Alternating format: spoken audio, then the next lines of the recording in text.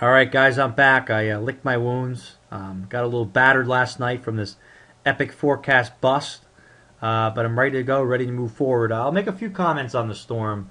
Up in Boston area, they got clobbered. There's over 3 foot amounts I saw coming out of there. But down New York, New Jersey, it was the biggest bust since March of 2001, when folks were claiming the storm of the century was coming.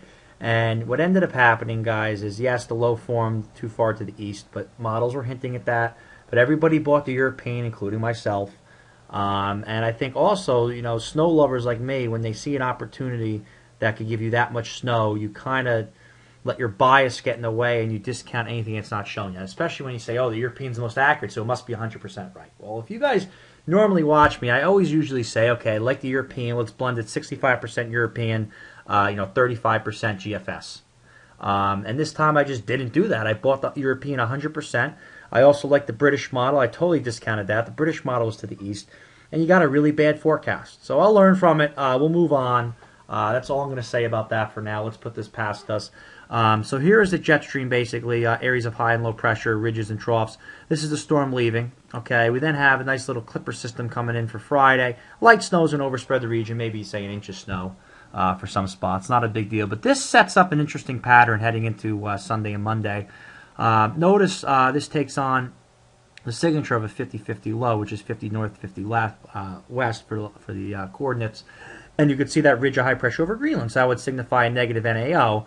Also, you have this disturbance in the southern jet stream down here over the southwest.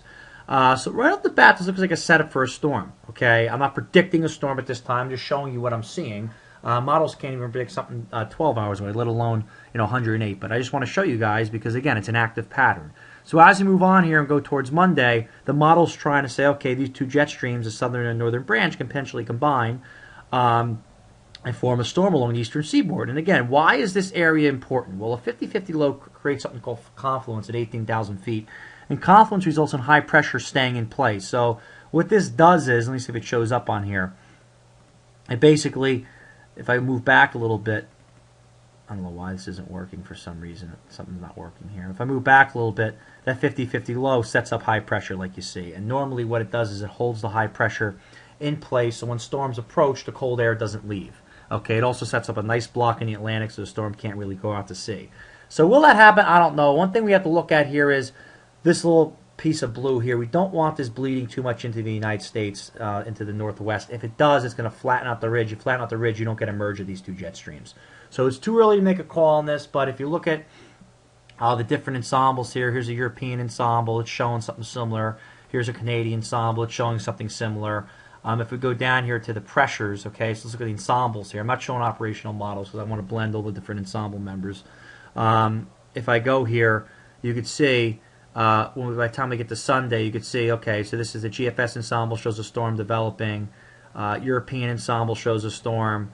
Canadian ensemble shows a storm. And if I could just go to the operational model for fun here, I show you the GFS operational model, you could see it's developing a nice area of low pressure. Which this would be a snowstorm for parts of the Northeast. So again, we don't know the track of this yet, but we have to keep an eye on it. The pattern would fit it right now, but something just to watch. But in any event, real quick, guys, before I let you go, temperatures are going to stay cold through the foreseeable future. So even by the time we get to early next week, you can see these temperature anomalies in Fahrenheit are very cold. So warm air is not in sight. I think we got a good 4 to 6 week period of great weather coming up. We will have chances at more snowstorms. Will there be chances at 3 feet? Probably not. I mean, those types of storms come once every 5 years. But I like what I see. I think we should stay positive and just learn from what happened yesterday and move on. Thanks for checking in.